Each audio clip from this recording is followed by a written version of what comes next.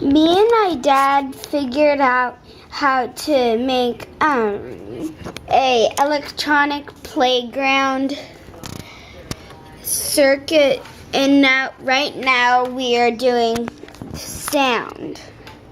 So we hooked all this stuff together, and these are like little wires. So let's see what happens if we touch this.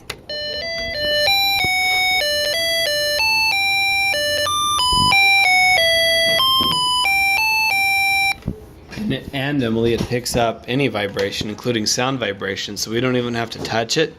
We can clap near this chip.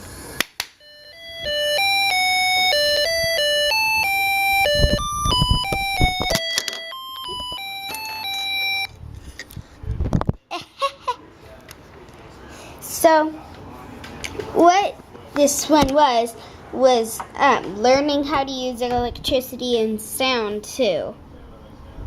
Well, goodbye. Goodbye.